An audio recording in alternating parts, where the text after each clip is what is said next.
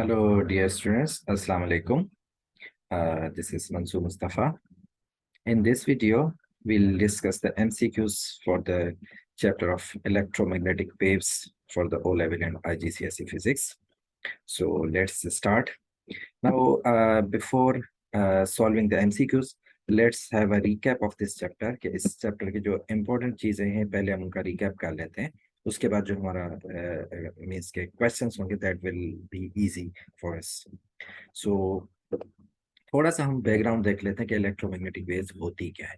सो अब देखें, electromagnetic waves are the waves which can travel without medium. ठीक है ना, ये हमने पढ़ा हुआ है कि इलेक्ट्रोमैग्नेटिक वेव्स हम ऐसी वेव्स को कहते हैं which can travel without medium. मतलब ये कि अगर मीडियम होगा, कोई फिजिकल मीडियम होगा, तब भी वो वेव्स ट्रैवल करती हैं.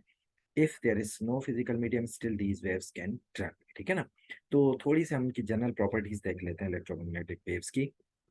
कि फर्स्ट थिंग इज दैट जितनी भी इलेक्ट्रोमैग्नेटिक वेव्स होती हैं they all are transverse in nature. मतलब उनमें से ऐसी कोई भी वेव्स नहीं होंगी जो कि लॉन्गिट्यूडनल नेचर की हो. मतलब ये कि इन वेव्स के जितने भी पार्टिकल्स हैं they move perpendicular to the wave. ठीक हो गया. सेकंड पॉइंट है they do not require any medium to travel through. ये अभी अभी हमने डिस्कस किया कि इलेक्ट्रोमैग्नेटिक वेव्स हम कहते ही उन्हीं वेव्स को हैं which can travel without any medium. Now this point is important कि जितनी भी इलेक्ट्रोमैग्नेटिक वेव्स हैं वो वैक्यूम या एयर के अंदर, रिमेंबर दिस थिंग के ये जो स्पीड है 3 × 10⁸ metre per second, this is the actual speed of all electromagnetic waves in vacuum. लेकिन जब हम एयर की बात करते हैं तो देखिए एयर की डेंसिटी बहुत ही कम होती है, नियर अबाउट टू जीरो होती है. तो दैट्स वाई हम एयर में भी थियोरेटिकली यही स्पीड कंसीडर करते हैं. अब ये बताने का मकसद ये कि when will be solving the questions तो उसमें कहीं पे एयर मेंशन होगा, कहीं vacuum. So remember this thing के एयर या वैक्यूम दोनों में जितने भी इलेक्ट्रोमैग्नेटिक वेव्स हैं, all electromagnetic waves have this much speed, 3 × 10⁸ meters per second. Next point है दे कैन बी रिफ्लेक्टेड और रिफ्रैक्टेड. मतलब जो भी रिफ्लेक्शन और रिफ्लेक्शन के लॉज हैं वो इन वेव्स पर भी अप्लाई होते हैं.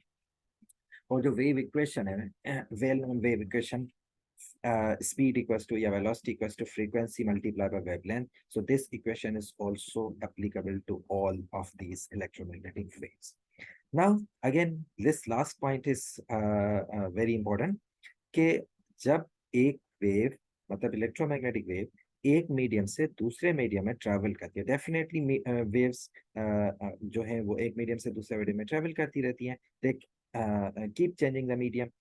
तो होता क्या है, जब एक इलेक्ट्रोमैग्नेटिक वेव या कोई भी इलेक्ट्रोमैग्नेटिक वेव एक मीडियम से दूसरे मीडियम में ट्रैवल करती है, depending on the density of the medium उसकी स्पीड और उसकी वेवलेंथ चेंज हो जाते हैं.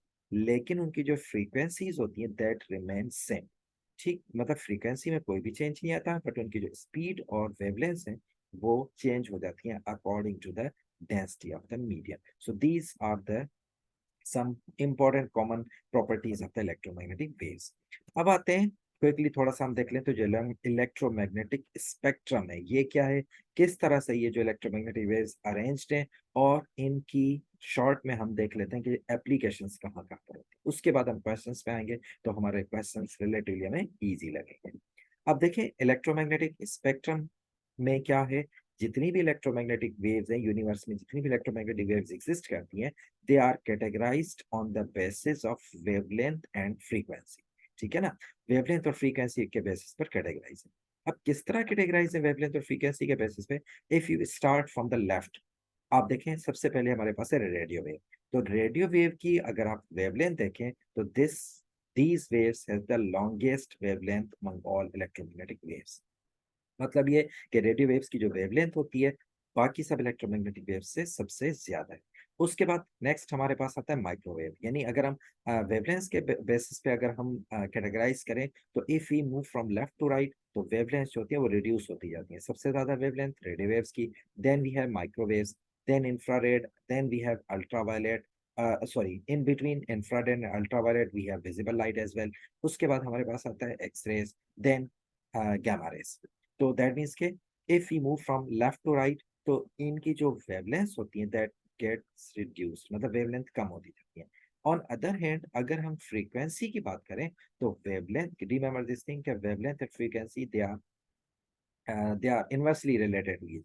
मीन्स के जिस वेव की वेवलेंथ ज्यादा होगी उस वेव की फ्रीक्वेंसी कम होगी ऑन द सेम स्पीड। तो इसका मतलब ये है कि अगर हम फ्रीक्वेंसी की बात करें तो फ्रीक्वेंसी जो होती है, अगर हम लेफ्ट टू राइट बात करें तो फ्रीक्वेंसी इंक्रीज हो रही होती है। मीन्स के सबसे कम जो फ्रीक्वेंसी होती है among all these electromagnetic waves वो होती है रेडियो वेव की। Then we have microwaves. इस तरह से फ्रीक्वेंसी इंक्रीज होती जाती है, ठीक है ना। माइक्रोवेव की फ्रीक्वेंसी रेडियो वेव से ज्यादा होगी, इंफ्रारेड की फ्रीक्वेंसी माइक्रोवेव से ज्यादा होगी, देन विजिबल लाइट। इस तरह से अगर हम मूव करके जब गामा रेस पे आएंगे तो gamma rays have the highest frequency among all these electromagnetic waves। ठीक हो गया। now remember one more thing related to the frequency कि waves का जो penetration power होता है, penetration power का मतलब है किसी भी सरफेस में से पास होने की जो एबिलिटी है वो डिपेंड करती है वेव की फ्रीक्वेंसी पे। दैट मीन्स के अगर हम फ्रीक्वेंसी के बेसिस पे हम वेव को कैटेगराइज करें तो जिस वेव की फ्रीक्वेंसी सबसे ज्यादा है उस वेव का जो पेनिट्रेशन पावर है वो भी सबसे ज्यादा हो। That means on that basis we can say that gamma rays has the most penetration power among all these waves. ठीक है ना, रेडियो वेव्स के सबसे कम होगा और गामा रेस का जो पेनिट्रेशन पावर है वो सबसे ज्यादा। अब थोड़ा सा इनकी जो एप्लीकेशन है वो हम देख लेते हैं क्विकली। सबसे पहले अगर हम बात करें रेडियो वेव्स की तो because of their longest wavelength they can be used as a broadcasting. जहां पे हमें लॉन्ग डिस्टेंस ब्रॉडकास्टिंग या लॉन्ग डिस्टेंस कम्युनिकेशन रिक्वायर्ड हो तो as a source of communication, as a carrier of communication we use radio waves, we can use radio waves. ठीक है ना। तो इस वजह से इनकी जो एप्लीकेशंस हैं वो रेडियो ब्रॉडकास्टिंग में होती है, हमारी जो मोबाइल कम्युनिकेशन है उसमें होती है, या फिर television communication. These are the major applications of the radio waves. इसके बाद हमारे पास माइक्रोवेव्स। तो माइक्रोवेव को जो इम्पोर्टेंट एप्लीकेशन है, अब इन एप्लीकेशन से आप इनके की पॉइंट्स भी ले सकते हैं, अगर जब आप क्वेश्चन सॉल्व कर रहे होंगे तो इफ यू रिमेम्बर दीज की पॉइंट्स तो आपके लिए क्वेश्चन को सॉल्व करना बहुत ही ईजी लग जाएगा। माइक्रोवेव्स की अगर हम बात करें तो माइक्रोवेव की जो एक सबसे बड़ी एप्लीकेशन है वो है satellite communication. Now you might be getting confused कि satellite is also long distance communication, but why we are not using the radio waves. तो रिमेंबर दिस थिंग कि सैटेलाइट कम्युनिकेशन जो होती है वो होता है लाइन ऑफ साइट, मतलब इसमें रेडियो वेव्स की तरह ऑल डायरेक्शंस में वेव स्केटर नहीं होते। तो that's why satellite use microwaves. तो माइक्रोवेव मतलब ये कि satellite communication, not only satellite television but जितनी भी सैटेलाइट कम्युनिकेशन है that uses the microwave. This is one major application of the microwave. इसके अलावा माइक्रोवेव्स को हम, जो माइक्रोवेव ओवन होता है हमारा जो कुक फूड, उसके लिए भी हम यूज कर सकते हैं माइक्रोवेव्स को। इसके बाद हमारे पास आते हैं इंफ्रारेड। अच्छा, वन मोर थिंग कि यहाँ पर हम जस्ट मतलब कोई कोई एक रिव्यू ले रहे हैं। If you want to study in detail तो आप उसको अच्छी तरह से पढ़ लीजिएगा कि इनकी एप्लीकेशंस कहाँ कहाँ है और किस तरह से हम यूज करते हैं। ठीक है ना। Right now we are not going in detail because हमें क्वेश्चन सॉल्व करने हैं। दैट्स व्हाई हम क्विकली थोड़ा ओवरव्यू लेते हैं ताकि हमारे क्वेश्चन हमें आसानी हो सॉल्व। ठीक हो गया बेटा। चले अब हम बात करते हैं इंफ्रारेड की। तो इंफ्रारेड की एप्लीकेशंस में आता है हमारे पास, एक तो हम सिक्योरिटी पर्पस के लिए हम इसको यूज करते हैं जस्ट लाइक इंटरनेट अलार्म से, या जितने भी हमारे पास सिक्योरिटी डिवाइसेस होते हैं उनमें मोस्टली हम यूज करते हैं इंफ्रारेड।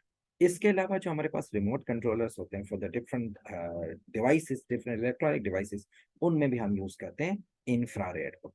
इसके बाद हमारे पास जो विजिबल स्पेक्ट्रम है, इसकी जो सबसे बड़ी एप्लीकेशन है वो है फाइबर ऑप्टिक जो केबल्स होती हैं, फाइबर ऑप्टिक कम्युनिकेशन। तो this is the type of communication, this is the type of communication cable जो यूज करती है लाइट को as a source of transportation of the data from one point to another. ठीक है ना।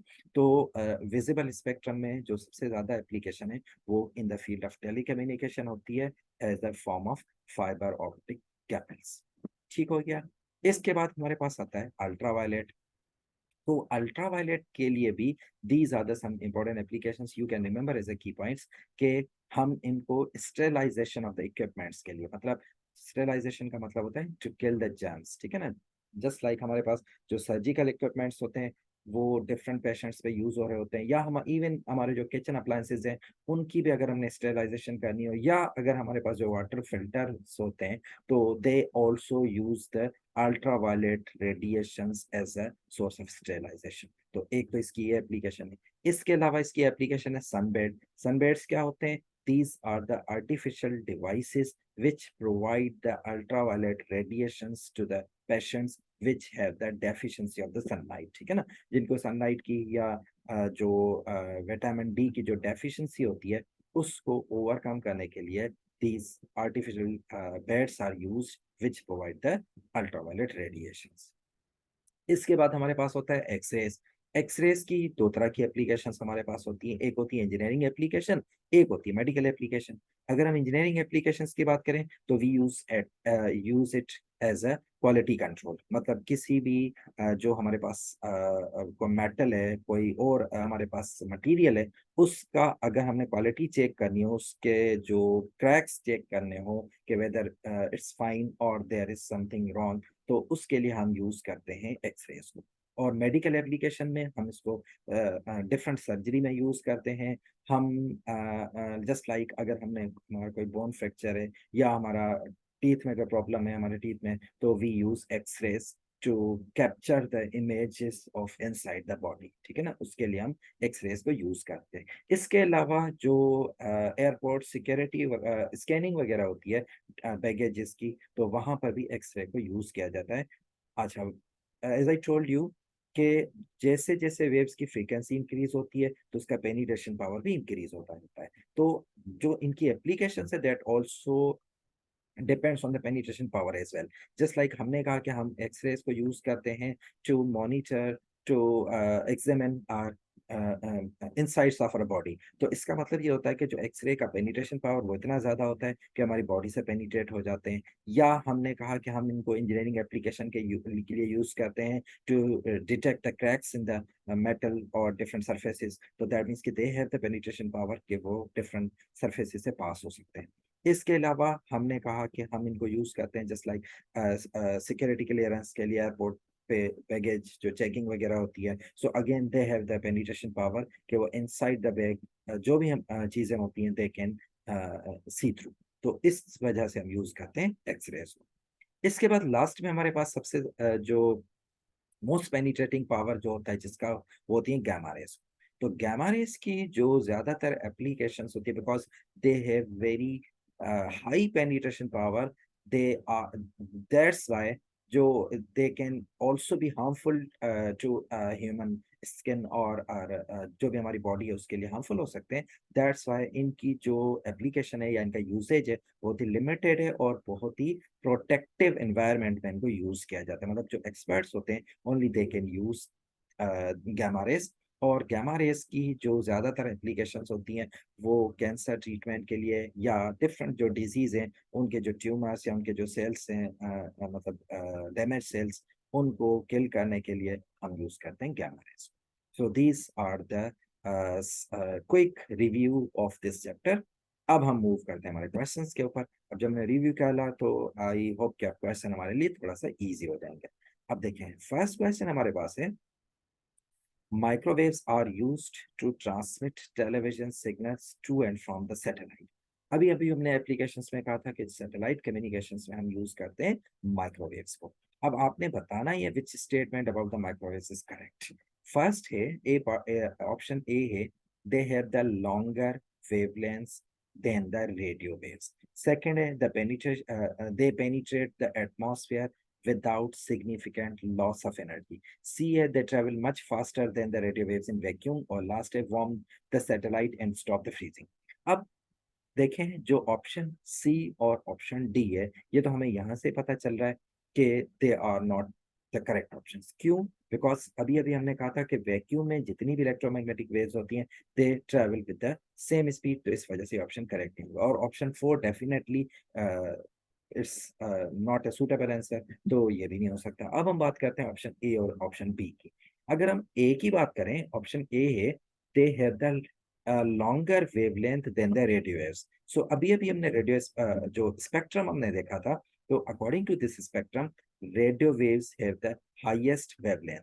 तो इसका मतलब ये होता है कि माइक्रोवेव्स की जो वेवलेंथ है वो रेडियो वेव से शॉर्टर होगी, तो इसका मतलब ऑप्शन ए भी करेक्ट नहीं हो सकता। So only the option remaining, that is option B, that says the they penetrate the atmosphere without significant loss of energy। इसका मतलब ये है कि जब वो एटमॉस्फेयर में ट्रैवल करते हैं तो अपनी एनर्जी को बहुत ही कम लॉस के साथ ट्रैवल कर होते हैं। Reason is that electromagnetic waves के पास ये एबिलिटी होती है, they can travel in vacuum, so that's why वो अपनी कम से कम एनर्जी कंज्यूम करते हैं या लॉस करते हैं when they travel in atmosphere और वैक्यूम। ठीक हो गया, दिस इज क्वेश्चन नंबर 1। अब हम मूव करते हैं हमारे पास क्वेश्चन नंबर 2 पे। Now question 2 says that where are the gamma rays used? gamma rays को हम कहाँ यूज करते हैं? तो देखें अभी अभी हमने एप्लीकेशंस में देखा था gamma rays को हम यूज करते हैं इन किलिंग द कैंसर सेल्स। जो हमारे पास कैंसर या जो ट्यूमर ट्रीटमेंट होती है, डिफरेंट ट्यूमर्स को उनके जो मतलब डैमेज सेल्स होते हैं उनको किल करने के लिए भी यूज gamma rays। तो ये होगी इसकी एप्लीकेशन। चलें जी, अब हम मूव करते हैं क्वेश्चन नंबर 3 पे। Question 3 says that which component of the electromagnetic spectrum is used for the television transmission from the satellite? अब देखें मैंने आपको ये चीज ड्यूरिंग जब हम इलेक्ट्रोमैग्नेटिक स्पेक्ट्रम देख रहे थे तब मैंने आपको बताई थी कि जो इनकी एप्लीकेशंस है उनको आप ऐसे कीवर्ड याद कर लें तो that will be very much easy for you to solve the questions. अब देखिए हमने कहा था कि एट दैट टाइम के जहां पर भी सैटेलाइट कम्युनिकेशन की बात होगी दैट मींस के we are talking about the we are talking about the which waves, microwaves. ठीक है ना बेटा, तो सैटेलाइट कम्युनिकेशन में यूज करते हैं माइक्रोवेव्स के। तो now it is very easy. अब देखें ये एप्लीकेशन सैटेलाइट की माइक्रोवेव्स की, तो अगर हम देखें तो हम या तो हमको सैटेलाइट कम्युनिकेशन में यूज कर सकते हैं या हम उनको माइक्रोवेव ओवन में यूज कर सकते हैं। तो अगर हम सैटेलाइट कम्युनिकेशन की बात करें तो वी हैव माइक्रोवेव्स। चले जी, अब हमारे पास क्वेश्चन नंबर 4 है, विच स्टेटमेंट इज करेक्ट? अब all these statements are related to the electromagnetic spectrum, so let's check। A option है gamma rays have longer wavelength than ultraviolet waves। second है infrared waves has lowest frequency than radio waves। C है microwaves has a longer wavelength than visible light। और D है x-rays has the highest speed in air than the visible light। अब option D तो definitely नहीं हो सकता because air के अंदर जो अभी अभी मैंने आपको बताया था कि वैक्यूम या एयर हम स्पीड सेम कंसीडर करते हैं which is 3 to 10 power 8 metre per second. That's my option D तो नहीं हो सकता।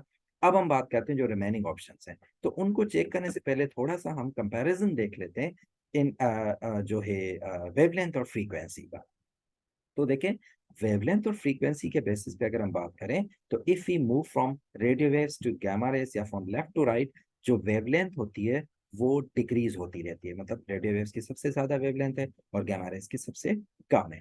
लेकिन जब हम फ्रीक्वेंसी की बात करते हैं तो फ्रीक्वेंसी ऑपोजिट डायरेक्शन में मतलब इंक्रीजिंग ऑर्डर में होती है। मींस के रेडियो वेव की फ्रीक्वेंसी सबसे कम और गामा रेस की सबसे ज्यादा। अब हम कंपैरेटिवली देख सकते हैं। अब देखिए ऑप्शन ए हमारे पास है gamma rays have a longer wavelength than ultraviolet waves। So let's check it। gamma rays की wavelength नहीं, क्योंकि तो सबसे कम है, तो इसका मतलब ऑप्शन ए तो नहीं हो सकता। चलिए ऑप्शन बी को हम देख लेते हैं। Option B says that infrared waves have lower frequency than radio waves। क्या इंफ्रारेड की फ्रीक्वेंसी रेडियो वेव से लोअर है? नहीं, ये भी नहीं है बिकॉज फ्रीक्वेंसी जो होता है हम अगर लेफ्ट टू राइट मूव करें तो फ्रीक्वेंसी इंक्रीज हो रही है, दैट मींस कि इंफ्रारेड की फ्रीक्वेंसी रेडियो वेव से हायर है, तो इसका मतलब ऑप्शन बी भी नहीं है। So only option remaining that is option C. चले इसको भी हम देख लेते हैं। Microwaves has the longer wavelength than visible light. क्या माइक्रोवेव्स की वेवलेंथ विजिबल लाइट से ज्यादा है? सो यस, ज्यादा है बिकॉज अगर हम लेफ्ट टू राइट मूव करते हैं तो वेवलेंथ डिक्रीज होती है। दैट मीन्स के जो अगर हम लेफ्ट पे होगा तो उसकी वेवलेंथ ज्यादा होगी relatively component which is on the right side. So that means के option C is the correct one कि microwaves has the longer wavelength than visible light. चलें जी, अब आते हैं next question, question number 5। Question 5 says that which application uses microwaves? कौन सी करती है? Detecting small cracks in the metal, this is an application of X-ray. Gaining sunbed, अब ये आगे माइक्रोवेव की एप्लीकेशन अभी अभी हमने पढ़ा था। Gaining sun tan so that is also, that is not an application of microwave. Lightning, a fluorescent tube, this is also not an application of the microwave. तो हमारे पास है option D, that is satellite television. So this is an application of the microwave. ठीक हो गया? चलो अब हम मूव करते हैं। अच्छा, let me clear this question कि जो रिमेनिंग एप्लीकेशन है वो भी आप देख लें, ताकि अगर आपको नेक्स्ट क्वेश्चंस में कभी आए तो आपको पता चल जाए। अब देखें, डिटेक्टिंग स्मॉल क्रैक्स, तो remember this thing, this is an application of the X-rays. Gaining a suntan, so that is an application of ultraviolet radiations. Or lightning a fluorescent tube, this is an application of the visible light. ठीक हो गया बेटा? और satellite television definitely microwave की। चले, now question number 6 is that which wave property has the same value for all x-rays traveling in air?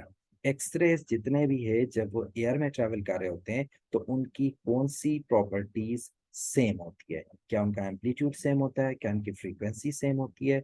क्या उनकी speed same होती है? क्या उनकी वेवलेंथ सेम होती है? तो देखें, अभी अभी हमने थोड़ी देर पहले देखा था कि जितने भी इलेक्ट्रोमैग्नेटिक वेव्स होते हैं they all have the same speed in air or vacuum. Now, अब आपके जहन में ये क्वेश्चन आ रहा होगा कि अगर ये सारे के सारे एक्स-रेज की बात कर रहे हैं, this is not talking about the all other electromagnetic waves, then why we don't have the same frequency or wavelength. So remember this thing, let me show you the electromagnetic spectrum कि जितने भी जो मतलब X ray या आप gamma raise की बात करें तो this is not a single ray, there is a range of the frequencies and wavelengths which are the part of the X rays और गैमा रेज। तो इसका मतलब ये होता है कि फ्रीक्वेंसी एक्स रे की या गैमा रेज की कोई फिक्स नहीं होती, that is a range of the frequency. हम ये बताते हैं इस फ्रीक्वेंसी से लेके इस पर्टिकुलर फ्रीक्वेंसी तक एक्स रे है, उसके बाद फिर गैमा रेज है। तो इसका मतलब ये होता है कि फ्रीक्वेंसी और वेवलेंथ जो होती है वो कोई सिंगल वैल्यू नहीं हो सकती, लेकिन स्पीड जो होती है for all electromagnetic waves that remains same when they are travelling in vacuum और एयर। तो that's why option C correct. चलें जी, क्वेश्चन नंबर 7 है, थोड़ा सा डिफरेंट वे में क्वेश्चन दिया हुआ है। क्वेश्चन है, the table list the main components of the electromagnetic spectrum and their approximate frequency ranges. आपको डिफरेंट इलेक्ट्रोमैग्नेटिक स्पेक्ट्रम कंपोनेंट्स भी दिए हुए हैं, उनकी approximate range of the frequency. अब देखें ना, यही बात हमने प्रीवियस क्वेश्चन में की थी कि these waves don't have the single frequency or wavelength, they have the range of the frequencies. Same way अगर range of frequencies है तो range of wavelengths होंगी। ठीक है ना बेटा?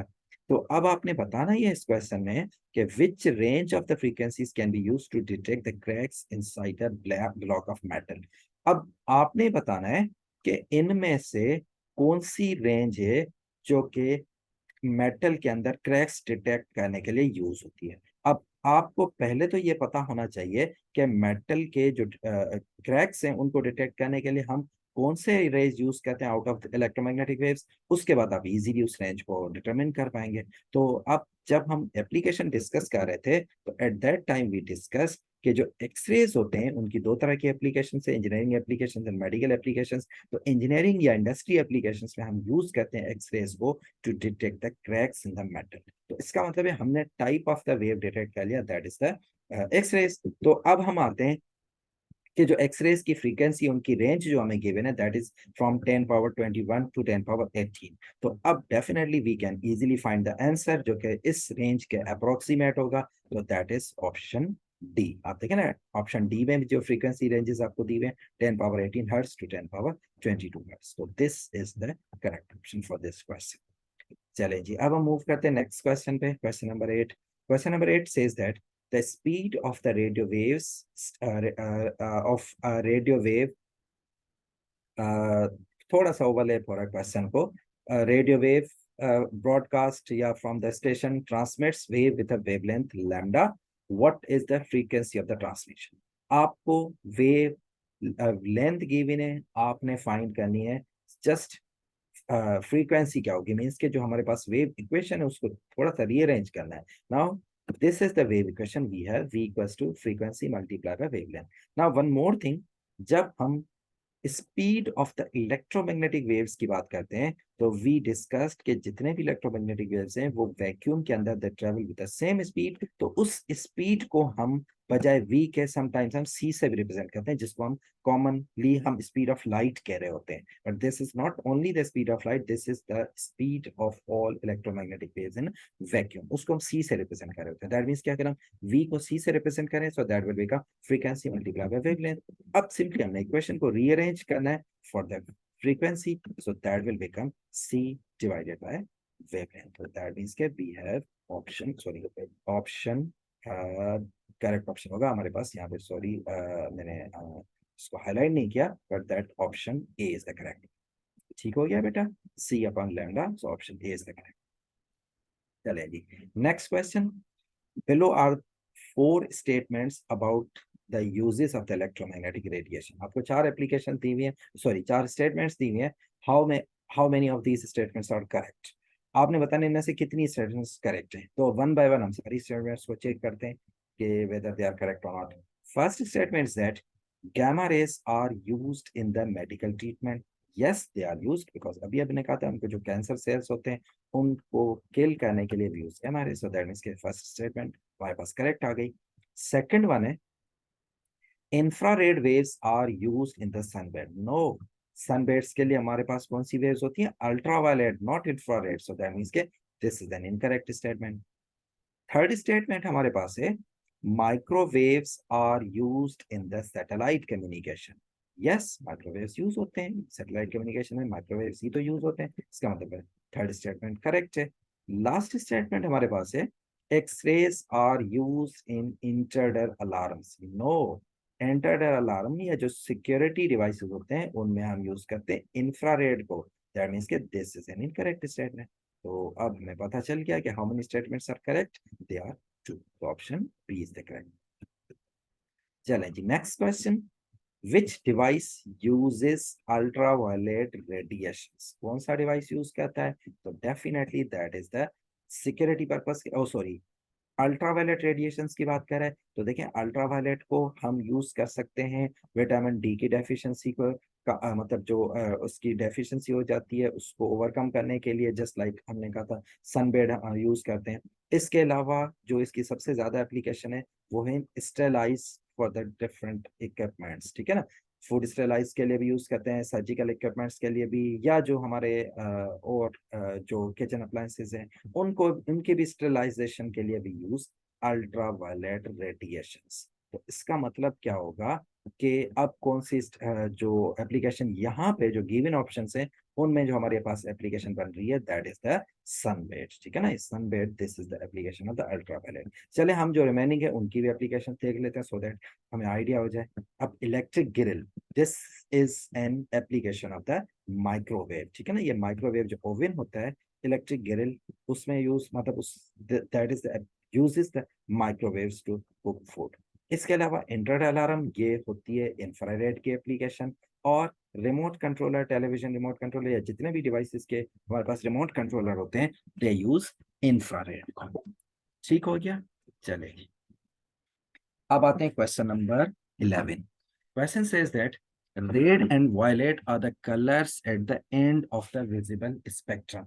अब देखें जो हमारे पास विजिबल स्पेक्ट्रम होता है जिसमें हमारे पास 7 डिफरेंट कलर्स होते हैं, जब लाइट डिस्पर्स होती है यूजिंग अ प्रिज्म तो लाइट 7 कलर में स्प्लिट आउट हो जाती है, तो उन कलर्स को हम रेनबो कलर्स भी कहते हैं। तो अब आपने बताना ही है how do the frequency and wavelength of these colours compare. किसकी फ्रीक्वेंसी ज्यादा होगी, किसकी वेवलेंथ ज्यादा होगी। अब पहले थोड़ा सा हम उस डिस्पर्शन को देख लेते हैं, या जो विजिबल स्पेक्ट्रम हमारे पास है उसमें जो अरेंजमेंट होती है उस वो कैसे होती है। तो आप देखें जब आप विजिबल स्पेक्ट्रम की बात करते हैं which is a part of the electromagnetic spectrum, तो सबसे पहले अगर हम लेफ्ट से स्टार्ट करें तो we have the red colour, और उसके बाद आता है orange, then we have yellow, green, blue and violet.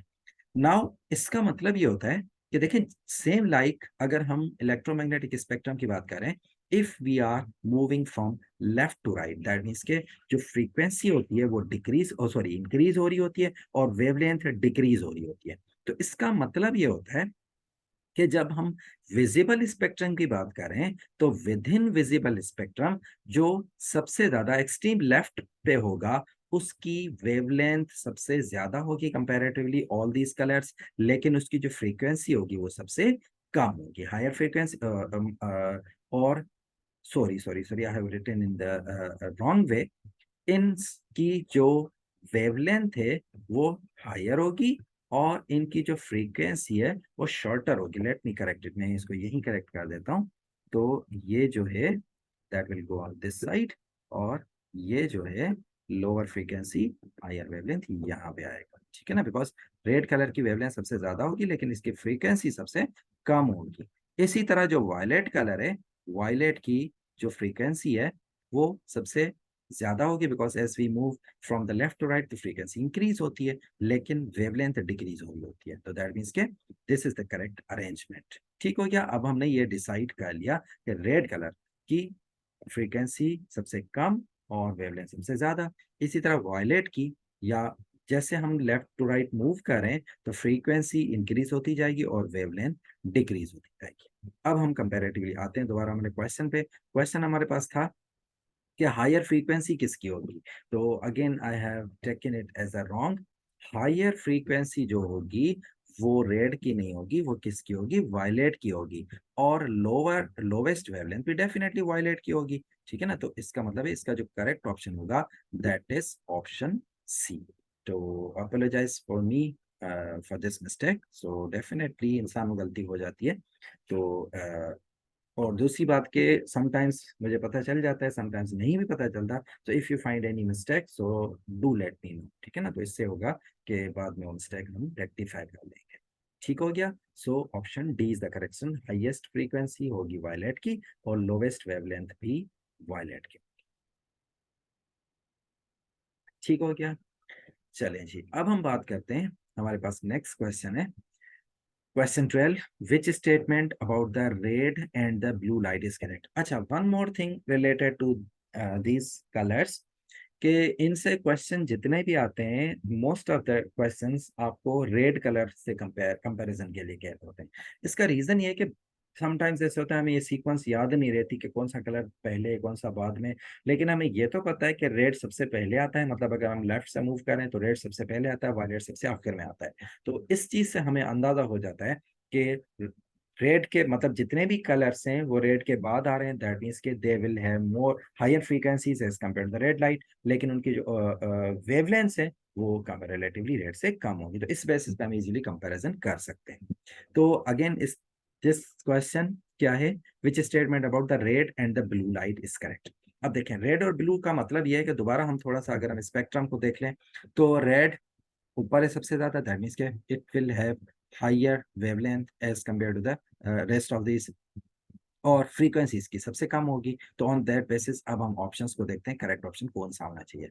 Option A है red light has higher frequency than blue light. Is it so? No, red light की frequency तो कम होती है।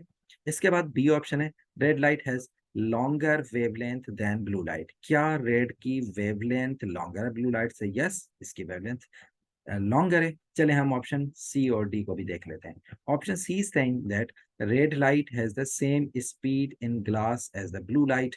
गिलास के अंदर नहीं होगी, रिमेंबर दिस थिंग, के जो सेम स्पीड होती है that is only in air और वैक्यूम, ठीक है ना। ये बात ध्यान में रखें, जो स्पीड होती है 3 × 10⁻⁸ metre per second for all electromagnetic waves, that is only when they travel in vacuum, या फिर थियोरेटिकली हम एयर में भी ये स्पीड ट्रेवल कंसीडर करते हैं। लेकिन एयर के अलावा अगर कोई और मीडियम होगा तो उनकी जो स्पीड्स हैं वो डिफरेंट होंगी, मतलब सबकी सेम नहीं होगी। तो that's why option C is not the correct one.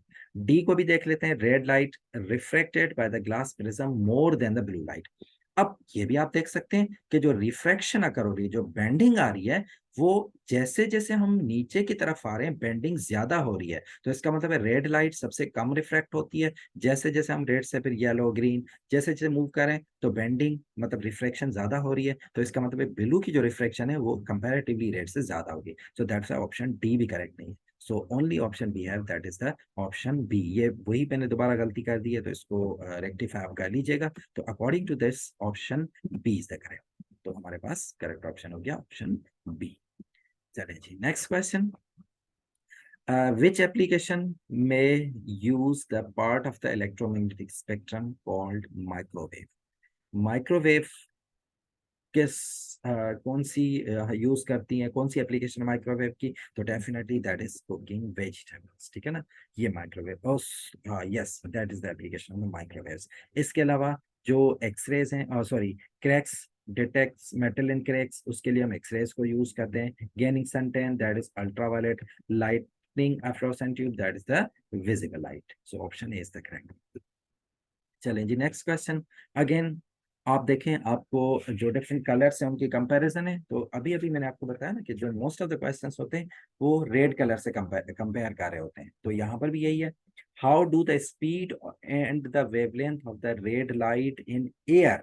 अब देखें, ये चीज आपने फोकस करना है कि क्या वो स्पीड एयर में बात कर रहा है या वैक्यूम में, या इनके अलावा कोई और मीडियम है। तो रिमेंबर दिस थिंग कि जब एयर और वैक्यूम की बात करेगा तो वहां पर स्पीड सब इलेक्ट्रोमैग्नेटिक वेव्स की सेम होगी। लेकिन इनके अलावा अगर कोई मीडियम है, गिलास है, वाटर है, एनी अदर मीडियम, तो वहां पर जो स्पीड होगी वो डिपेंड करेगी उस मीडियम की फ्री डेंसिटी पे। तो अकॉर्डिंग टू द डेंसिटी या अकॉर्डिंग टू द बेंडिंग उसकी जो स्पीड है वो डिफरेंट होगी, ठीक है ना। तो इस तरह का जब क्वेश्चन आएगा देन विल सी कि वो किस तरह से स्पीड वेरी करेगी, बट फॉर द एयर और वैक्यूम स्पीड रिमेंस सेम, ठीक है ना।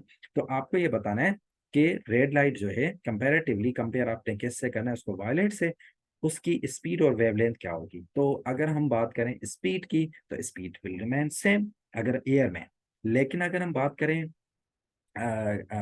वेवलेंथ की तो definitely red will have more wavelength as compare to the violet. तो इसका मतलब है ऑप्शन हमारे पास जो होगा that is option C. Red light जो है उसमें जो वेवलेंथ होगी वो वायलेट से ग्रेटर। अच्छा, मैं जब बात कर रहा था कि स्पीड किस तरह से अफेक्ट होगी जब वो किसी और मीडियम में जस्ट लाइक गिलास में ट्रेवल करेंगे, तो उसके लिए सिंपली आपने इस तरह से देखना है कि जिस वेव की बैंडिंग ज्यादा होगी, जिसमें ज्यादा बैंड आएगा या ज्यादा उसमें रिफ्रैक्शन होगी, तो उसकी जो स्पीड रिड्यूस होगी वो भी ज्यादा होगी, ठीक है ना। तो इसका मतलब है अगर हम स्पीड को कंपेयर करें इन गिलास, तो सबसे ज्यादा स्पीड होगी रेड की और सबसे कम स्पीड होगी किसकी? वायलेट की, ठीक है ना। बिकॉज इसमें बेंडिंग ज्यादा हो रही है, सबसे ज्यादा हो रही है, रिफ्रैक्ट सबसे ज्यादा हो रही है, तो इसमें जो स्पीड में रिडक्शन आएगी वो भी सबसे ज्यादा। ठीक हो गया। चलेंगे next question. Now this question says that the diagram shows the main sections of the electromagnetic spectrum in order of increasing frequency. कुछ portions आपको given है, कुछ missing है. Some of the sections are labeled. The section R has the frequency just below the light, which application uses the section R. अब पहले तो हम ये देख लें सेक्शन आर है क्या, कौन सी वेव है। तो अगर हम इलेक्ट्रोमैग्नेटिक स्पेक्ट्रम को देखें तो सबसे पहले हमारे पास आता है radio wave, then we have micro, then infrared, उसके बाद आती है visible light. So this is the section R. इसका मतलब है ये है हमारे पास इंफ्रारेड, जो आर हमारे पास जिसकी ये बात कर रहा है, जिसकी एप्लीकेशन सबसे पूछ रहा है, दैट इज इंफ्रारेड। तो जब हमें ये पता चल गया कि दिस इज इंफ्रारेड, तो इंफ्रारेड की एप्लीकेशंस भी हम इजीली यहाँ से हम फाइंड आउट कर सकते हैं। killing the cancerous cells, so that is the application of gamma rays. Satellite television, that is the application of microwaves. Sterilization, that is the application of ultraviolet radiations. So only we have television remote controller, that is the application of the infrared. So that means the option D is the correct. ठीक हो गया। चलें जी, next question. Question says that hospital needs to sterilise medical equipments, ठीक है ना। तो which electromagnetic waves could be used. So again for the sterilisation we use which one. ये स्लाइड्स थोड़ा सा रिपीट हो गई है, थोड़ा मैंने जल्दी में बनाए थे। तो स्टेलाइजेशन के लिए हम यूज करते हैं किसको? Definitely ultraviolet, sorry sorry, correct, बिल्कुल करेक्ट है, अल्ट्रावायलेट रेडिएशंस को। तो हमारे पास जो ऑप्शन डी है that is the correct option. चलें जी, next question, question number 17। Question says that which pair of the emissions travel with the same speed in air। कौन सी पेयर ऑफ इमिशंस हैं जो कि इस एयर के अंदर सेम स्पीड के साथ करते हैं। तो इसका मतलब है हमने जस्ट वो फाइंड आउट करना है जो कि इलेक्ट्रोमैग्नेटिक स्पेक्ट्रम का पार्ट है, बिकॉज उनकी स्पीड एयर में सेम होती है। तो क्या alpha particle and gamma rays are these the part of the electromagnetic spectrum? No. gamma rays तो है लेकिन अल्फा पार्टिकल नहीं है. ऑप्शन बी है gamma rays and infrared. Yes, definitely they are. चले सी और डी को भी हम देख लेते हैं. Infrared and sound, no, these are not the these both are not the ultra electromagnetic waves. Option D में भी ये sound and alpha particles. That means that we have option B correct. That is gamma rays and infrared, because both of these are the part of the electromagnetic spectrum, and all electromagnetic spectrum travel with the same speed in air or vacuum. चलें जी, next question. When white light is dispersed by a prism compared with the blue light, the red light is. अब देखें again आपको red से ही compare करने के लिए बता रहे हैं. क्या कंपेयर करके बता रहे हैं? रेड और ब्लू को. अब पहले तो हम ये देख लेते हैं स्पेक्ट्रम को. हम बिफोर गोइंग द ऑप्शंस हम खुद ही अंदाजा लगा सकते हैं क्या हो रहा है. तो अभी अभी देखें, मैंने आपको बताया था कि जब गिलास के अंदर दीज वेव्स विल ट्रेवल, तो इनकी जो स्पीड है वो वेरी करेगी, that will not remain same. और वो स्पीड डिपेंड करेगी जितनी इनके अंदर रिफ्रैक्शन आएगी. जिस वेव की रिफ्रैक्शन कम होगी उसकी स्पीड में रिडक्शन भी कम होगी. जिस स्पीड जिस कलर की या जिस फ्रीक्वेंसी की जिस वेव की जो रिफ्रैक्शन है ज्यादा होगी, उसमें स्पीड में जो रिडक्शन आएगा वो भी ज्यादा होगा. तो on that basis we can say that comparatively red colour की स्पीड ज्यादा होगी रिमेनिंग ऑल दीज, और वायलेट कलर की स्पीड सबसे कम होगी इन द ग्लास. ठीक है ना बेटा? तो अब हम कंपैरेटिवली बता सकते हैं. देखें ऑप्शन ए है रेड कलर. हमने कंपेयर किसको करना है? ब्लू कलर को. तो ब्लू जो है, सॉरी, कंपेयर आपने करना है compared with the blue light. Red को आपने कंपेयर करना है कि रेड में क्या होगा. रेड है slows down less and refracts less. क्या रेड कलर ब्लू से कम स्लो डाउन होगी और कम रिफ्रैक्ट होगी? Yes definitely. जब इसमें रिफ्लेक्शन ब्लू से, ब्लू आप देखें नीचे की तरफ है, ब्लू में से कम हो रही है, तो इसमें स्पीड में जो रिडक्शन आएगा तो वो भी सबसे कम होगा. चले हम बाकी ऑप्शंस को भी देख लेते हैं. Option B is saying that slows down less and refracts more. नहीं, ये तो नहीं हो सकता. अगर स्लो डाउन लेस हो रही है तो डेफिनेटली उसमें रिफ्रैक्शन भी कम ही होनी चाहिए. या ऑप्शन सी में देखें slow down more and refracts less. नहीं, है भी नहीं हो सकता. डी है slows down more and refracts more. नहीं, रिफ्रैक्ट सबसे कम होती है रेड लाइट, और इसमें स्पीड में रिडक्शन आएगा वो भी सबसे कम होगा. तो दैट मीन्स के option A is the correct. चलें जी, next question. Which colour, red or blue, has the higher frequency and which has the longer wavelength? अब डेफिनेटली जिसकी हायर फ्रीक्वेंसी होगी उसी की लॉन्गर वेवलेंथ होगी. तो कंपैरेटिवली अगर हम कंपेयर करें तो देखें, ये फिर मैंने वही गलती कर दी है क्योंकि मैंने एक ही फिगर को कॉपी पेस्ट किया हुआ था. सो आपको समझ में आ गया होगा कि ये दोनों में जो बॉक्सेस मैंने रखे हैं ये मैंने उल्टे कर दिए हैं.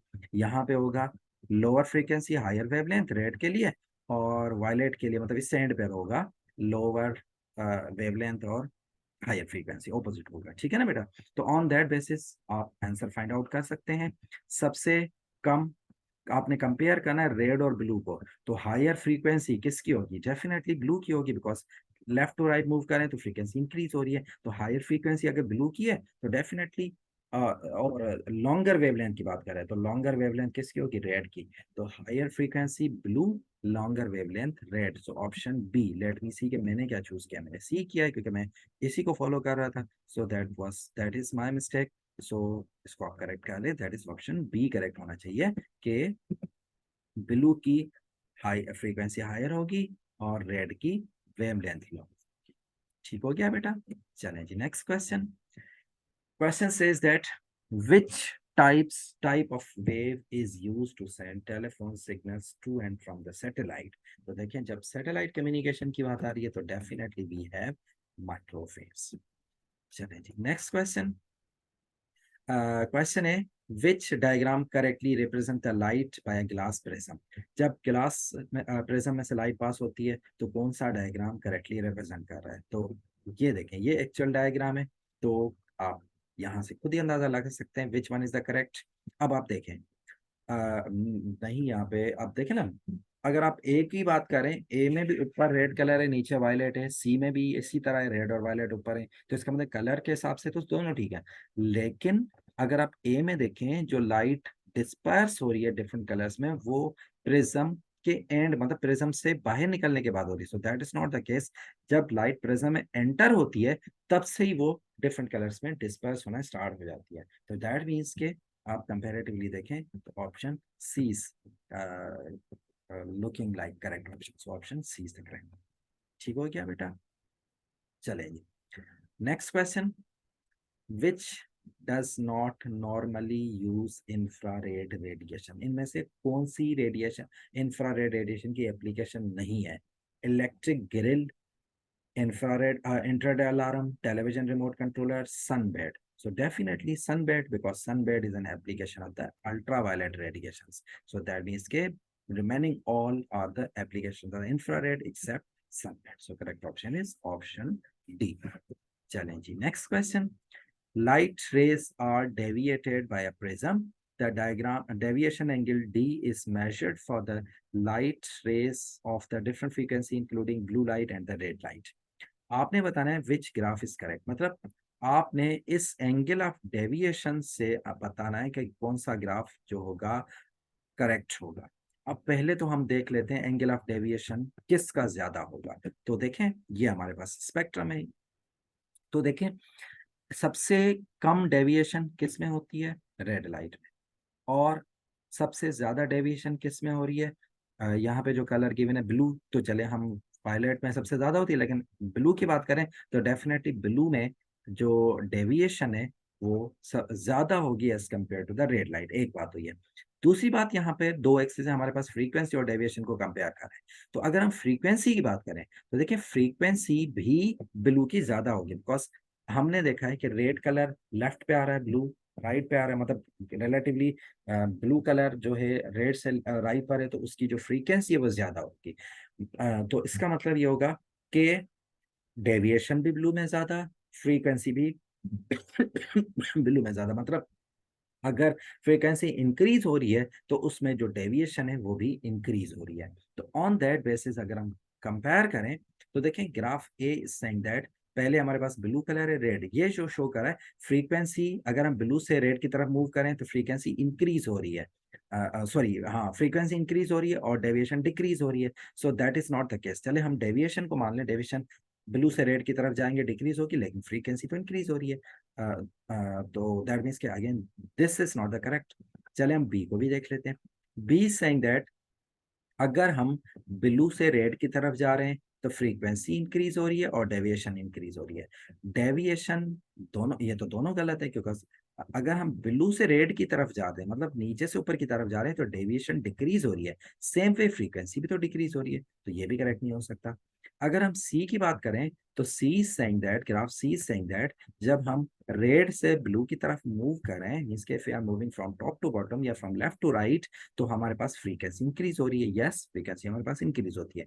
लेकिन जब हम डेविएशन की बात करें तो डेविएशन भी तो, जब हम रेड से ब्लू की तरफ जा रहे हैं तो डेविएशन भी तो इंक्रीज हो रही है ना, लेकिन यहाँ ये शो कर रहा है कि deviation is getting decreased. So इसका मतलब ये भी करेक्ट नहीं है। So only option we have D. पहले हम डी को देख लेते हैं। डी इज सेइंग दैट अगर हम रेड से ब्लू की तरफ मूव करें तो फ्रीक्वेंसी इंक्रीज हो रही है। यस फ्रीक्वेंसी इंक्रीज हो रही है रेड से ब्लू की तरफ, ब्लू की फ्रीक्वेंसी ज्यादा है।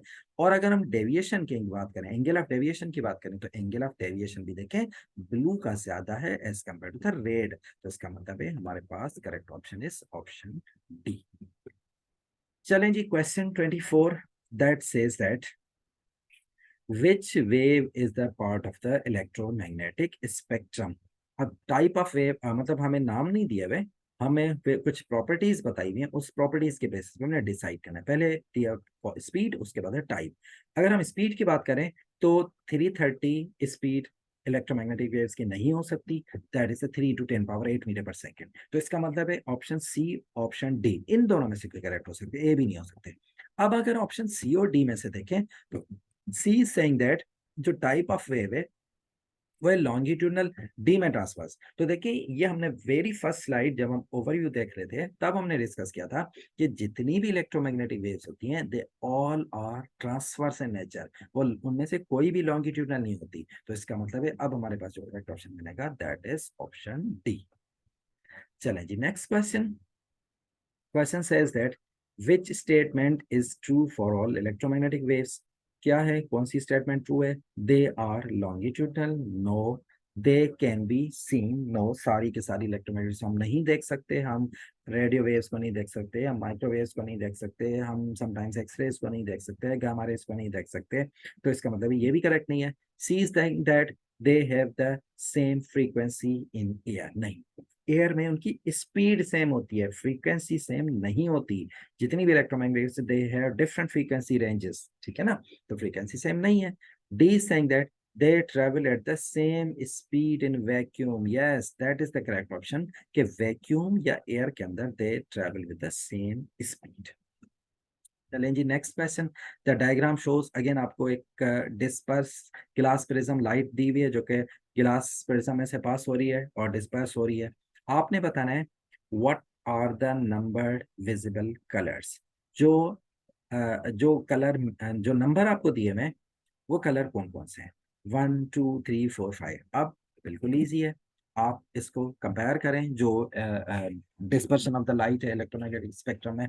तो देखें, सबसे पहले आता है रेड। इसका मतलब है वन कलर हमारे पास कौन सा हो गया? रेड। उसके बाद ट्रू है तो we have orange, yes we have orange. इसके बाद जो कलर है येलो, येलो के बाद 3 और 4 जो है, येलो के बाद देखें ग्रीन और ब्लू। तो इसका मतलब हमारे पास red, orange, green and blue, ये सीक्वेंस बन रही है। So that is option C. चलें जी, नेक्स्ट क्वेश्चन। तो आई थिंक ये भी बिल्कुल उसी तरह का क्वेश्चन है जो हमने थोड़ी देर पहले देखा था। आपने बताना which diagram shows how the white light is dispersed by a prism. अब ऑप्शन ए और बी में नहीं नहीं करेक्ट हो सकते, बिकॉज ऑप्शन ए और बी में लाइट डिस्पर्स हो रही है प्रिज्म से निकलने के बाद। ऐसा नहीं होता, जैसे ही व्हाइट लाइट प्रिज्म में एंटर होती है तो स्टार्स डिस्पर्सिंग। तो इसका मतलब या तो ऑप्शन सी करेक्ट होगा या डी होगा। कैसे पता चलेगा?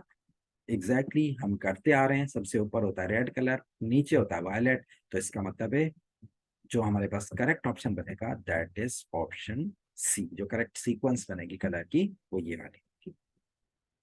चलें जी, next question. Students are asked for uses of the ultrasound. 3 suggested uses for the ultrasound. There is a mistake. No no no, correct, बिल्कुल करेक्ट है। पहले क्वेश्चन कंप्लीट कर लेते हैं फिर बता दूं क्या है। चले, अल्ट्रासाउंड की एप्लीकेशन आपसे पूछ रहे हैं। अब मुझे मिस्टेक इसलिए लगा कि ultrasound was the part of the sound waves, so that's why इस चैप्टर से रिलेट नहीं करा, बट इट्स ओके, हम देख लेते हैं। पी है क्लीनिंग ज्वेलरी। क्या हम क्लीनिंग ज्वेलरी के अल्ट्रासाउंड यूज करते हैं? Yes we use it. Q है tanning on the sunbed. Definitely no, this is an application of ultra violet not ultrasound. R है opening an image of an unborn baby. Yes, that is the major application of the ultrasound. तो इसका मतलब है ultrasound की हमारे पास कौन सी एप्लीकेशन है? P and R. तो हमारे पास जो करेक्ट ऑप्शन होगा that is option B, that is P and R. चलें जी, नेक्स्ट क्वेश्चन। अल्ट्रासाउंड, अब देखें दोनों क्वेश्चन हैं अल्ट्रासाउंड से related, but they are somehow options relate कर रहे हैं इलेक्ट्रोमैग्नेटिक वेव से, that's why they are included in this chapter. क्या है? Ultrasound is used to clean jewellery in the liquid. Which what is an other use of the ultrasound? दूसरा ultrasound की application कौन सी है? क्या optical fibre communication? No. Prenatal scanning, exactly. Sunbeds, that is the application of ultraviolet. Television communication, telephone communication, that is a radio waves. और ये visible light की application है, optical fibre. So that means के that is a prenatal. Prenatal scanning होता क्या है? जो अभी अभी प्रीवियस क्वेश्चन में हमने देखा था, जो अनबॉर्न बेबी होता है in the womb of mother, उसको देखने के लिए हम यूज करते हैं अल्ट्रासाउंड। नाउ यहाँ पे एक एडिशनल इंफॉर्मेशन, मतलब इसका ऑप्शन तो ये होगा करेक्ट। एक एडिशनल इंफॉर्मेशन आपको दे दूं that is important as well. तो देखिए, हम बॉडी स्कैनिंग के लिए समटाइम्स हम अल्ट्रासाउंड यूज कर रहे होते हैं, समटाइम्स हम एक्सरेज यूज कर रहे होते हैं। ऐसा क्यों होता है? तो what is the reason behind that? कहाँ पे हम एक्सरे यूज कर सकते हैं, कहाँ पे अल्ट्रासाउंड? तो देखिए, first thing is that X-rays का जो पेनिट्रेशन पावर होता है that is much greater than the ultrasound. वो इवन हमारी स्किन से पास हो जाता है। समटाइम्स हमारे देखें, एक्सरेज को हम कहाँ यूज कर रहे होते हैं? अगर इन केस हमारा कोई बोन फ्रैक्चर हो जाए या बोन से रिलेटेड जितनी भी स्कैनिंग होती है उसके लिए हम यूज कर रहे थे अल्ट्रासाउंड, मतलब सॉरी एक्सरे, मतलब एक्सरे की पेनिट्रेशन पावर इतना होता है, they can it can pass our skin और हमारा जो समझ लें मीट होता है, हमारी बॉडी होती है, उसमें से भी पास हो जाता है। लेकिन इतना ज्यादा उसका पेनिट्रेशन पावर होता है। लेकिन जब हम अल्ट्रासाउंड की बात करते हैं तो अल्ट्रासाउंड का पेनिट्रेशन पावर इतना ज्यादा नहीं होता। तो उस वजह से क्या होता है कि जो सेंसिटिव पार्ट्स होते हैं हमारे, जस्ट लाइक जैसे न्यू बॉर्न बेबी है तो डेफिनेटली इट्स क्वाइट सेंसिटिव।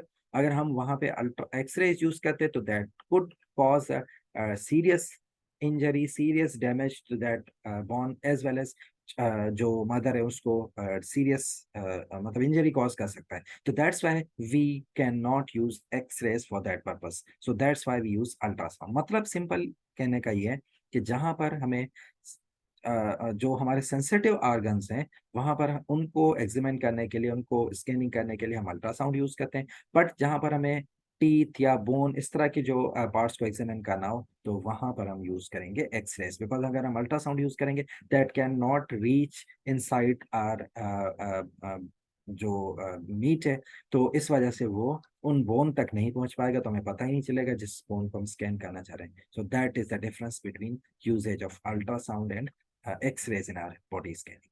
ठीक हो क्या? चलें जी, नेक्स्ट क्वेश्चन।